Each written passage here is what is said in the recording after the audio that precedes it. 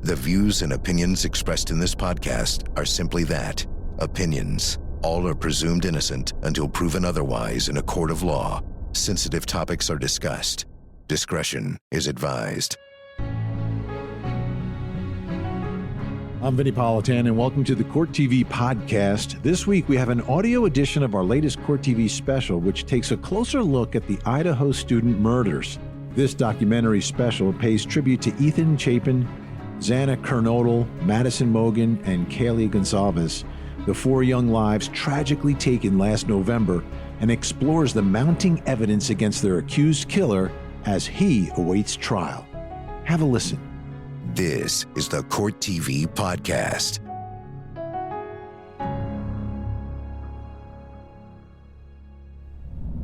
The four were stabbed with a knife, but no weapon has been located. The true crime story that sent shockwaves across the country. All of us are shaken. 4 murders, and then the guys just running around on loose is a little unnerving. The victims, 4 college students.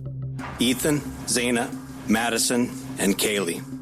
I miss her smile. She was so giving. Positive and fun, and we love her and miss her so much. Now, a PhD criminology student accused of the murders. How you feeling, Brian? Detectives arrested 28-year-old Bryan Christopher Kohberger. Hello. How you doing? How y'all doing today? Every inquiring mind wants to know why. Why would Bryan Kohberger do this? The maximum penalty is death and/or imprisonment for life. Do you understand? Yes. Plus, the evidence. On that knife sheath was DNA, likely left there by the killer. Including those 12 times when he's hanging around this house, you better have a pretty good reason for this. Guess what? The defendant, the suspect, the accused, what does he drive? A white Elantra. The way that we have been convicting Kohberger is absolutely appalling and disgusting. I want all the evidence out. I want it to be clear. If I'm the parent of one of these 4 kids, he is the boogeyman.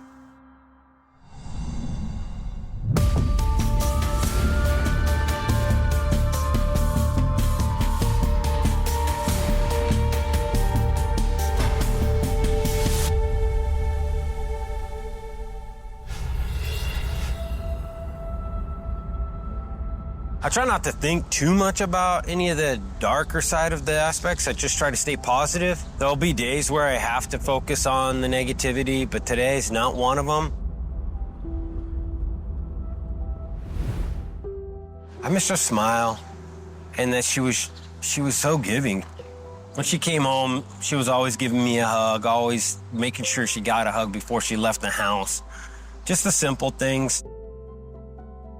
These girls were born 14 days apart. We loved them both so much. It was a great, great story, and I'm sad that it ended, and we lost them both at the same time. I'll never see this car as mine. She paid for it. She felt like this was a super cute car. It was emotional riding with Steve in Kaylee's car on her birthday. We saw that vehicle at that home each day inside the crime scene tape. Kaylee and her friends Madison Mogen, Xana Kernodle, and Ethan Chapin were stabbed to death at the University of Idaho. And that car was part of the reason Kaylee was in town that weekend of the murders. When she bought her car, it wasn't her birthday, but it was a gift that she gave herself because she just got a new job. So I remember her being super excited for that and, showing Maddie and driving down there and showing her friends off with it. Those friends, Kaylee, Maddie, Xana, Dylan Mortensen, and Bethany Funk, all lived together in the house on King Road, along with Kaylee's dog, Murphy. Murphy, you've been a bad boy. There's a video of all 5 of the girls together in the home posted just 2 weeks before the murders. They're laughing, making fun of each other, imitating each other. Did anybody do their chores today? I'm just gonna do it. You just get out of here. You seriously gotta get out of here. You're stinking the out. If you look back at their moments, you can actually see their whole lives. These girls really did do the social media stuff. Get down. Get down. And these girls, you know, they were everywhere, so people got a taste and a look and a feel of who they really were. I think people connected with that. And then if you go back, you can see, like, I hate to say it, but like the last hours of their lives. Those last hours included 2 photos posted by Kaylee. On one of them, she wrote, "One lucky girl to be surrounded by these people." According to investigators, that last night, Ethan and Xana go to a party at the Sigma Chi house. They're there till about 1:45 a.m. that morning. Maddie and Kaylee go downtown Moscow, to a bar called the Corner Club. And then about 1:30 a.m., they walk to a food truck to grab a bite to eat.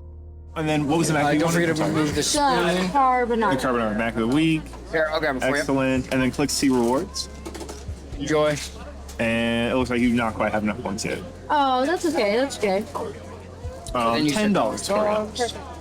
So about 10 minutes later, the video shows Maddie reaching to grab the food they ordered. Kaylee has her cell phone up as if she's filming the moment. They're laughing with each other until you see them run out of the frame. By 2 a.m., all 5 girls and Ethan Chapin were back at the house on King Road. In just over 2 hours, 4 of the 6 would be dead.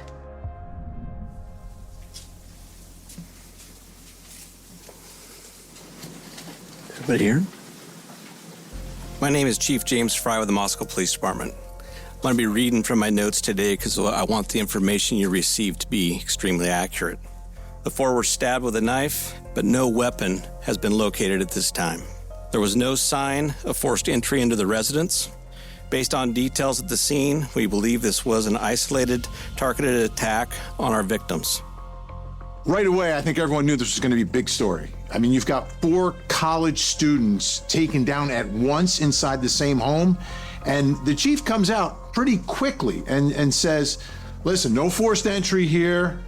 This was a targeted, isolated attack. So most of us thought it should be solved pretty quickly, but that's not what happened here. We need to make sure we clarify. Okay. Have them restart this feed, or... We arrived in Moscow just days after the murders, and you could immediately sense that this was a community on edge, and you could understand why. 4 young people have been brutally murdered, and nobody knows why, and nobody knows who's responsible.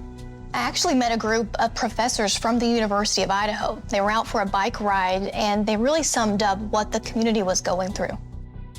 It has deeply affected all our students and our faculty and our staff, and it's been just a struggle to get through this last week. So, how hungry is this university, this town, for answers? Very much so. The fact that there isn't an answer makes this even worse, you know. All of us are shaken. I've heard from people all across the country talking about this tragedy. It's a small college town. We all know each other. People in the community knew these students, so everybody's affected one way or another. And part of it's because we just don't know anything yet. We also met the prosecuting attorney, Bill Thompson. Any new details? Nothing that I can share. How was the crime scene? I can't talk about it. Everybody's working together. The investigation is still active, absolutely. How long they're gonna stay here at the home? Don't know, as long as they need to.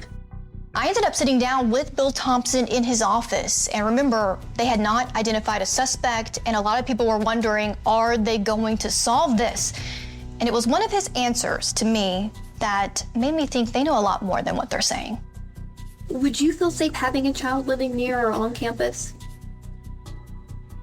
I would, but I say that knowing that many people would not.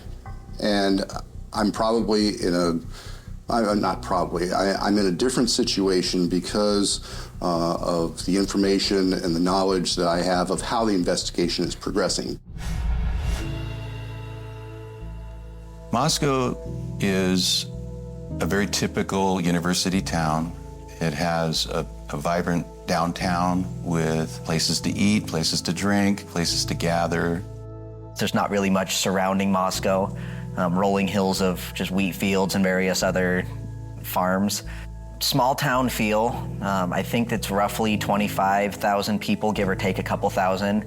I think of North Idaho as a pretty off-the-map type of place, pretty safe place, very family-friendly, and to have 4 murders and then the guys just running around on the loose is a little unnerving. Weeks after the murders of Xana Kernodle, Ethan Chapin, Madison Mogen, and Kaylee Goncalves, no arrest had been made.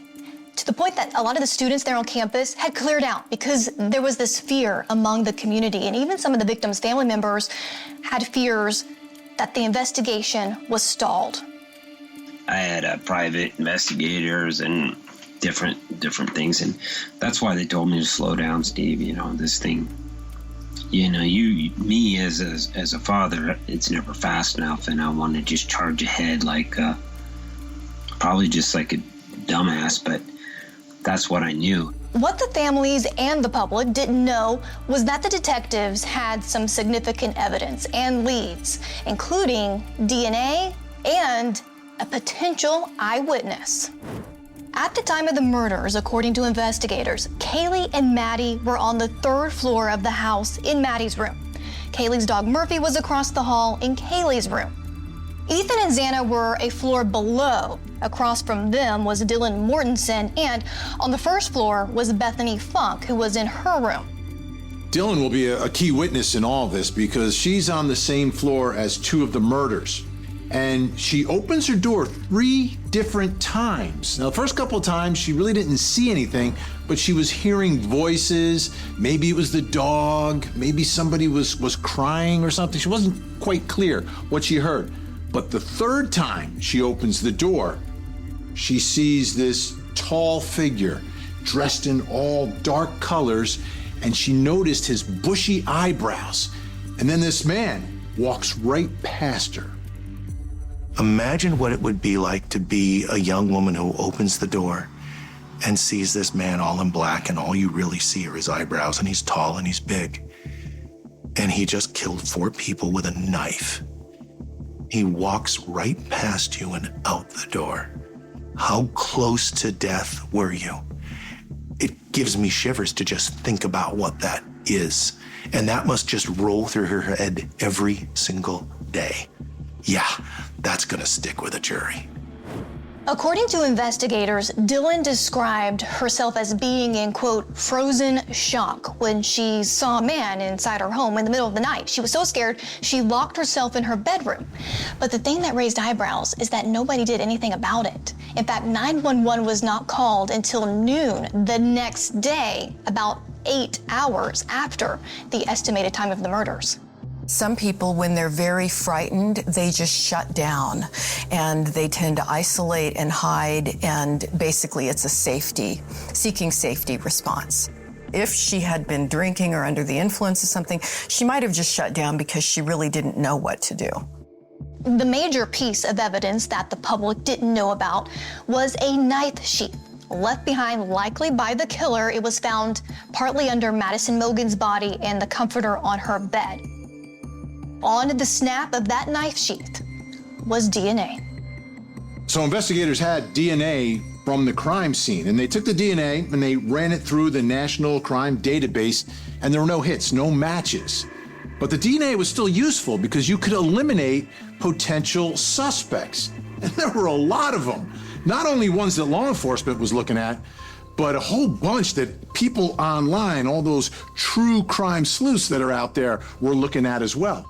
I'd made a video a few weeks ago. Jeremy Regan was included in that video, and a lot of people since then have said that he seemed very suspicious or he was the murderer. My name is Jeremy Regan, and I live just a couple doors down from where the murders happened. I first met Jeremy Regan about a week after the murders. He was a neighbor of the girls on King Road. Once people saw Jeremy on camera, many started to speculate that he possibly was the killer. What was it like to be accused of something so horrible? Offensive. They watched my interview and they said, hey, he's kind of weird. It must be him. And so then they dug into everything I ever did on social media, stuff that my parents had posted about me, taking everything super far out of context. For some people, it was definitely worse than others. I know the various Jacks and Jakes, they got hammered.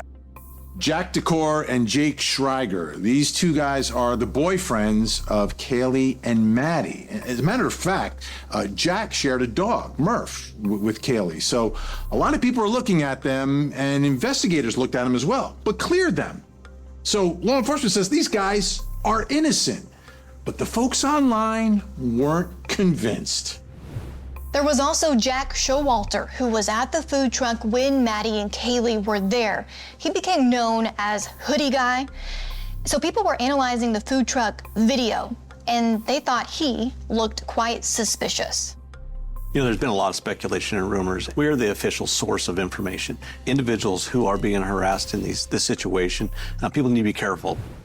Another early focus of the investigation was video.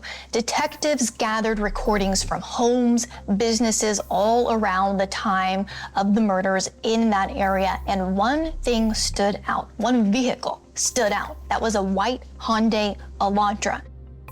We're looking for that car because we believe through our investigation that that car was in the area during the time of the murders. According to investigators, beginning at 3:29 a.m., the white Elantra made 3 separate passes by the house on King Road. Then, at 4:04, they say it was back for a 4th time, stopping in front of the house before traveling on to do a 3-point turn. It then drove past the house again and out of the camera's view. At 4:20, it was back in view and leaving the area at a high rate of speed. So everyone's looking for this car, this white Elantra, and there's an officer, a campus police officer from Washington State University, across the state border, who decides to run a list of all the white Elantras on campus. And he finds one. It's registered to a guy named Bryan Kohberger. They end up finding his car in the parking lot of Kohberger's campus apartment. When they run his name, they find that he had been pulled over twice in the months before the murders, once in Moscow and once in Pullman. Hello, Officer. I am Officer Loangus. Stops being audio and video recorded.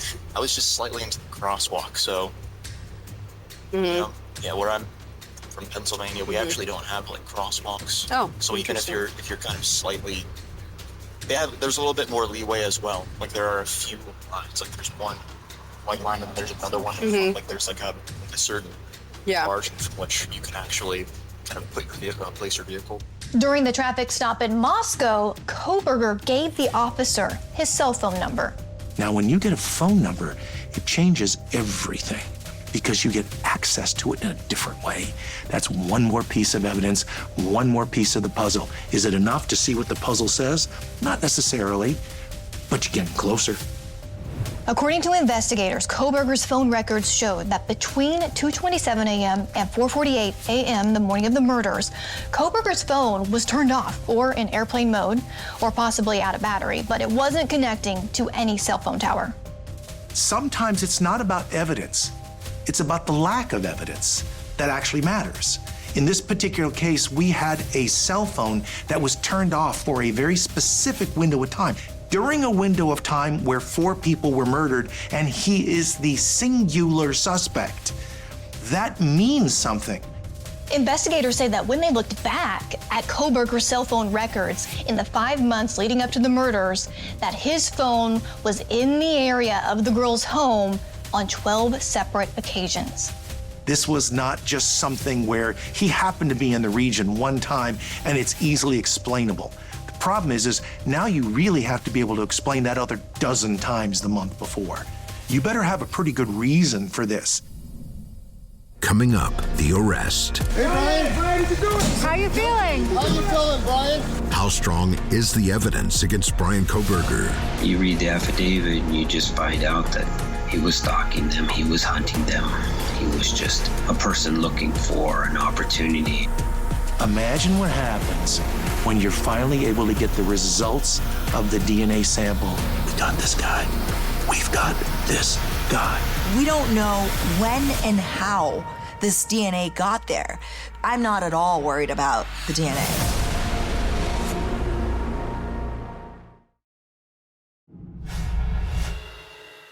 Last night, in conjunction with the Pennsylvania State Police, the Federal Bureau of Investigation, detectives arrested 28-year-old Bryan Christopher Kohberger in Albrightsville, Pennsylvania, on a warrant for murders of Ethan, Xana, Madison, and Kaylee. Mr. Kohberger was taken into custody without incident. The scene was turned over to the FBI Evidence Response Team for processing. According to a Monroe County, Pennsylvania prosecutor, when SWAT arrived at the family home of Bryan Kohberger, they found him standing in his parents' kitchen at 1:30 in the morning. Kohberger was found awake in the kitchen area, dressed in shorts and a shirt and wearing latex medical-type gloves, and apparently was taking his personal trash and putting it into separate Ziploc baggies. The DNA found on the knife sheath under Madison Mogen's body was the piece of the puzzle investigators needed. 3 days before Kohberger's arrest, detectives used trash from Kohberger's parents' home for a DNA sample that turned out to be a match to the suspected killer's father. Imagine what happens when you're finally able to get the results of the DNA sample that you pull from the father. You can just hear the champagne popping. This is a quad murder. That has to be elation in that squad room, in that war room, when they're sitting together and they're looking at each other and going, we got this guy. We've got this guy. After Bryan Kohberger was taken into custody in Pennsylvania, he met with an attorney who said publicly that Kohberger told him he believed that he would be exonerated. He is very intelligent. In my hour conversation with him, that comes off. I can tell that. And he understands where we are right now. Hey, Bryan, how you feeling? How you feeling, Bryan? Even though Bryan Kohberger wasn't fighting extradition, he still had to appear in a Pennsylvania courtroom. I was inside of that courtroom when he walked in, and everyone was able to see him for the first time. His mother broke down into tears. The Kohberger family, they were sitting on the front row of that courtroom. He made sure to make that eye contact with them, and he kept looking at them. Big breaking news, folks, just moments ago. Here it is, the arrival of the accused killer in Idaho. It was quite a scene when Kohberger arrived back in Idaho. He was taken off the plane in Pullman and put into a pickup truck, and then a caravan of law enforcement vehicles drove him into the Latah County Jail parking lot where media and even members of the public were outside waiting for him. The next time we saw him would be in a courtroom. The maximum penalty for that offense, if you plead guilty or are found guilty, is up to death and/or imprisonment for life. Do you understand? Yes. Unlike in his Pennsylvania appearance, where Kohberger looked back to see his family in the courtroom, he seemed to make a point in Idaho not to do so, likely because he knew the victims' families would be in the gallery. I feel like he's scared to look at me in the eyes and start to understand what's about to happen to him. You know, he picked the wrong family.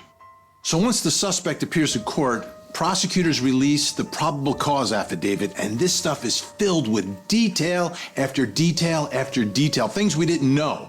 18 pages worth. And at that point, the public got some answers. But more importantly, the families finally got some answers. You read the affidavit and you just find out that nobody understands exactly why, but he was stalking them, he was hunting them. The affidavit in this case lays out the evidence against Bryan Kohberger, but there is a gag order here, so we don't know everything the prosecution has. But a lot of people think he's the guy, he must be guilty. But there's a long way to go, and a lot of people think that this case isn't a slam dunk. It's absolutely disgusting. This guy does not have a presumption of innocence. He has the assumption of guilt. I'm Sarah Azari. I'm a criminal trial attorney in Los Angeles. I'm currently a legal analyst for News Nation, and I am the host of the Presumption podcast. You know, pretrial convictions of high-profile defendants in high-profile cases is nothing new, but Kohberger is a whole other level, and I think not only we found him guilty of slaying the 4 Idaho students, but we've decided that he's going to get the death penalty. The most significant piece of evidence for prosecutors is the DNA of the defendant found on the knife sheath of the alleged murder weapon located underneath victim Madison Mogen's body. We don't know when and how this DNA got there. So if Bryan Kohberger is person A and he touches this knife sheath, and then somehow this knife sheath is picked up by somebody else. I mean, he could touch it, he could handle it, it could be anything. And then that person then somehow is in this Kings Road home. That is a perfect explanation of how Kohberger's DNA was on that knife sheath. Is insufficient to place him in that home, let alone to place the murder weapon in his hands. That's why I'm not at all worried about the DNA. I'm Tiffany Roy, and I'm a forensic DNA expert. I work privately in the area of forensic DNA and forensic biology. I've been doing this work for 17 years. DNA can be transferred onto items that people have never contacted and never touched. That can be found in rooms where people have never set foot. He may never have touched that sheath, and his DNA could have been transferred there by some contact with another item or another person. We can't tell how it got there. We can't tell when it got there. Or it could be there because he committed this quadruple murder and took the lives of these 4 students, and maybe when he was closing the snap, his thumb touched it before he even showed up at the murder scene, and maybe that knife sheath got loose because those girls were fighting for their lives. Now, you take that evidence in conjunction with all the other evidence, including those phone records, wow. Investigators believe that Kohberger's cell phone was off or in airplane mode around the estimated time of the murders because he turned it off. We've been saying it was off, his phone was off. We don't know if it was off. It could have been off, it could have been in airplane mode, or it could have just simply not picked up signal during that time. What's odd, of course, and what's problematic for the defense is that his phone did pick up signal before the murders and after the murders. Another significant coincidence, for those who believe in coincidences, I don't, is that there's this white car that's driving around and around at the time of the murders, close to the scene of the murders, caught on video. And guess what? The defendant, the suspect, the accused, what does he drive? A white Elantra. The car's driving around, but then suddenly during the window of the murders, we don't know where this car was. We don't know where it was parked. We just know nothing about the car. Identification of the Hyundai Elantra as like the suspect vehicle, that's a problem.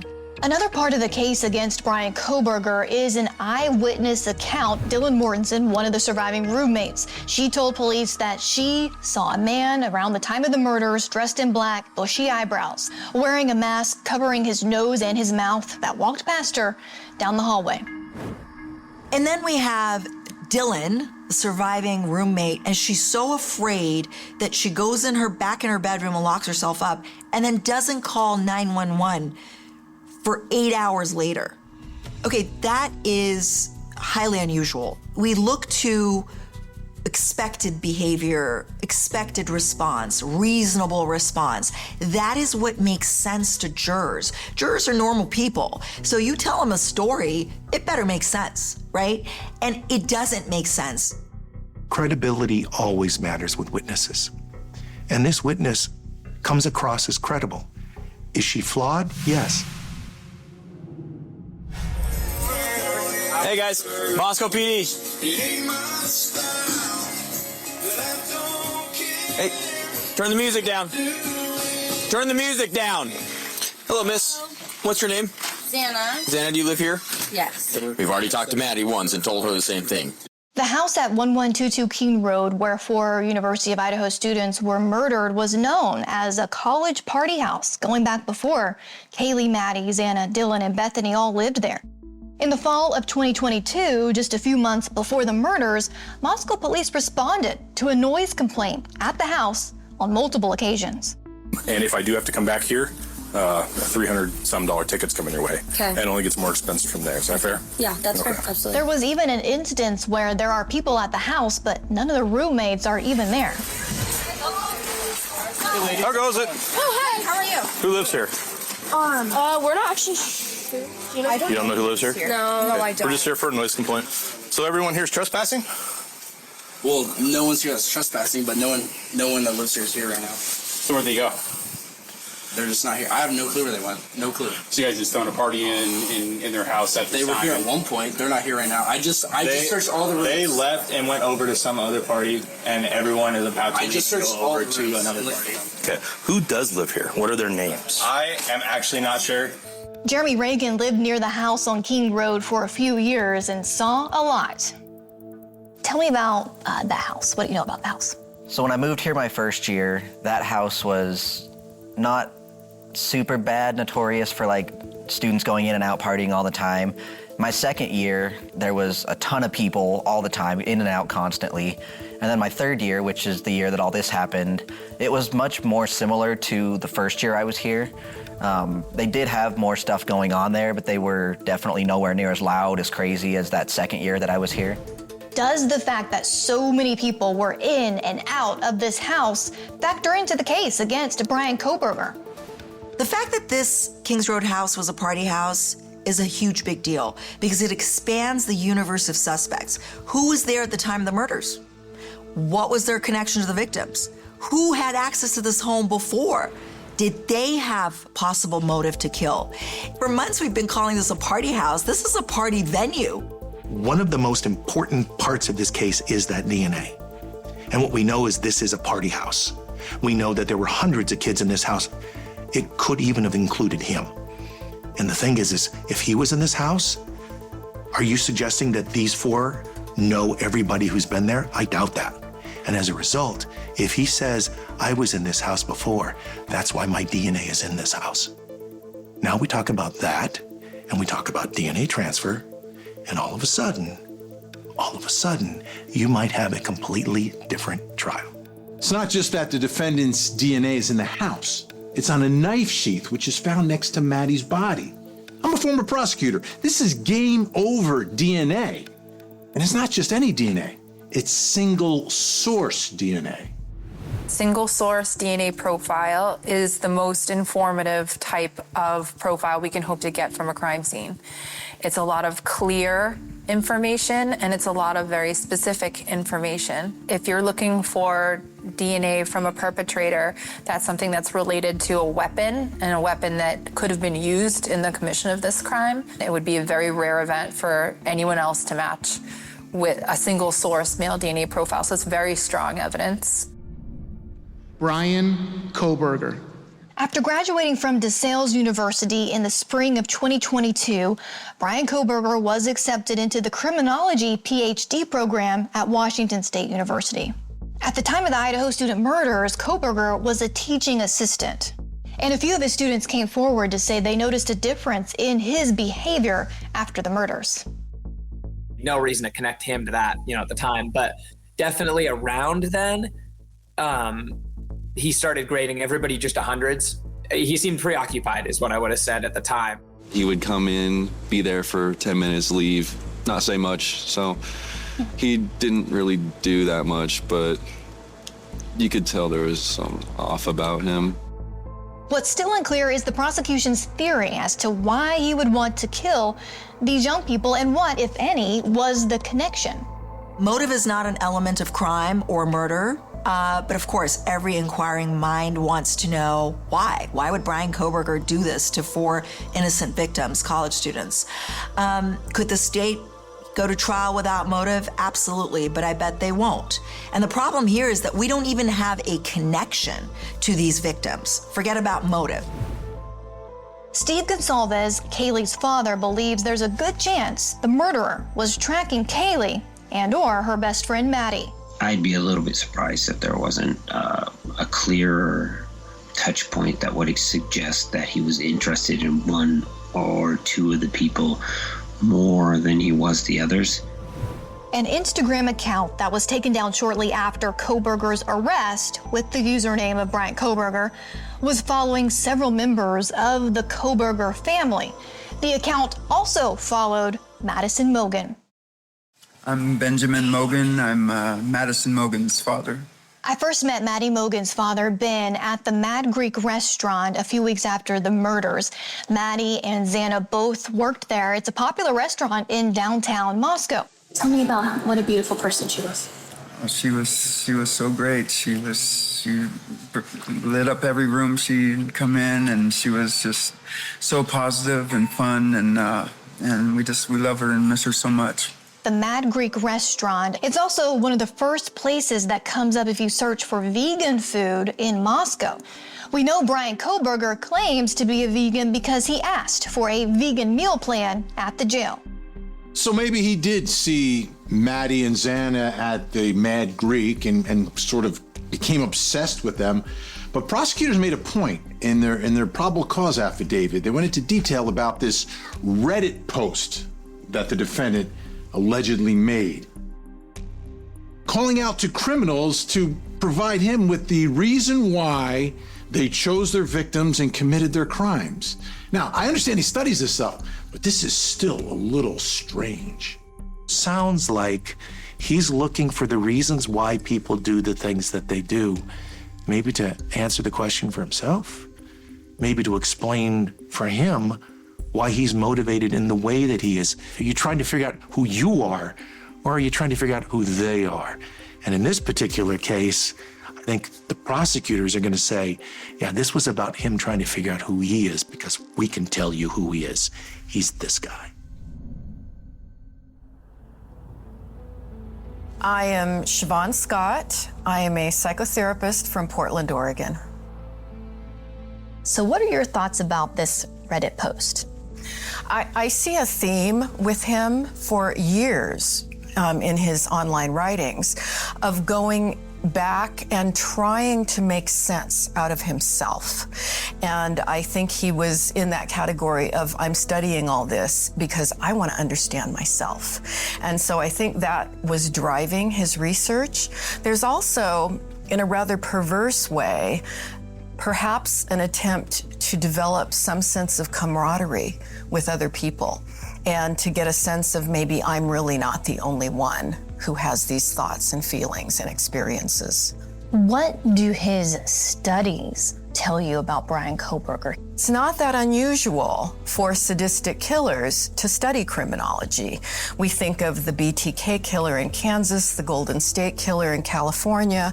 Both had criminology degrees, and the California killer did go on to become a law enforcement officer, and there have been quite a few others. So I think there are 3 reasons people study criminology. The first is because they're altruistic and they really want to make the world a safer place, so they have good motivations. The second reason is because they're absolutely fascinated by the criminal mind, which can be a fine reason, but the dark side of that is they're trying to figure themselves out. And the third reason is because they have a plan to commit crimes and they're studying police tactics and procedures so that they can become a better criminal. And if Kohberger is the killer, I think those second 2 reasons would be at play. Whoever did this, be it Kohberger or someone else, is a sexual domination killer. And this is someone that's created a sadistic theatrical production based on fantasies that he's had for many years. Now, the fantasies serve to meet his emotional needs to express rage at women and to have a sense of godlike power, because others' vulnerability makes him feel invincible and their deaths make him feel like a god. Coming up, the legal battle ahead as prosecutors seek the death penalty. To have a full defense, he absolutely needs to know that this investigation against him was 100% according to protocol. Plus, remembering the victims. Through all this, I hope we can all look through that dark tunnel and see the light and follow that light. And I pray that we have justice someday.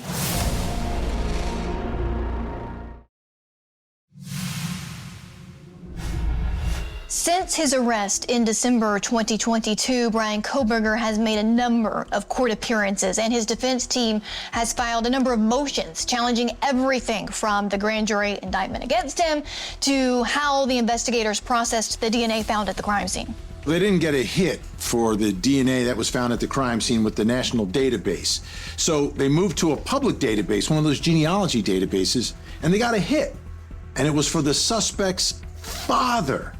But now the defense is taking a closer look at that, saying, well, wait a minute. We want to know and we want to see exactly how you tested all of this DNA to get that result.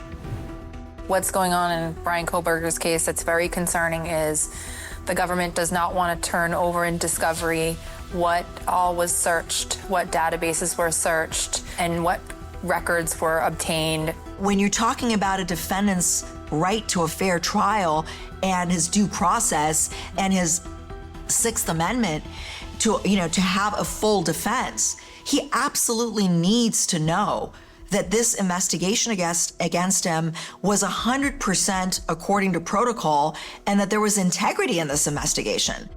The defendant apparently has an alibi. Now, a little strange here. They say, his attorneys, that he likes to go out at night and in the early morning hours and sort of drive around, and that's what he was doing at the time of the murders. Couldn't have done it. Kohberger's alibi is that he wasn't at the crime scene, but instead he was driving around alone. That statement of his alibi doesn't tell us obviously exactly what time he was driving, where he was driving to and from, and why. I mean, we don't have any of those details. He's not saying something that's completely inconsistent with the evidence. The defense is also claiming that cameras should not be allowed inside the courtroom, claiming Kohberger's every move is being analyzed in a way that's prejudicial. Kaylee's father, Steve Goncalves, has some thoughts on that. If you're not a personable person and you give off weird vibes, yeah, you probably don't want nobody to actually see the truth and see who you are and read you for how you behave. You can't hide the truth, man. I'm so tired of the secretive and all that stuff. I want this stuff to be out in the open. I want all the evidence out. I want it to be clear. I want the community to look at that evidence. And Ms. Taylor, is Mr. Kohberger prepared to plead to these charges? Your Honor, we will be standing silent. A plea of not guilty was entered for Bryan Kohberger after he chose to stand silent at his arraignment. His trial is expected to begin sometime in 2024. Kaylee, you will never be forgotten. We will live right for you every day with your mentality in our mind. We love you so much. She embodied her own sunshine, and that's when her skies became limitless. I sent you my heart. I'm at Charlie D'Amelio, check! Most important is love. Like it's the only thing you know how. Nothing even matters except love and human connection. I'm not a big drinker, but maybe I should have something. You're not a big drinker? I was lucky enough to be able to explore life with Maddie. Maddie was the best at spreading love. Distance makes the heart know who you love. Xana was the funniest person I knew and made me laugh every time I spent time with her. Honestly, it just takes time. Xana, you will not be forgotten. You have impacted so many lives and have given people so much love. Oh, sweet love of mine. Ethan was always someone you could count on to make you smile and cheer up your mood. And I feel so lucky to have shared so many great memories with him. Minions, tonight we steal the moon! Yeah! Sweet love of mine. Through all this, I hope we can all look through that dark tunnel and see the light and follow that light. And I pray that we have justice someday.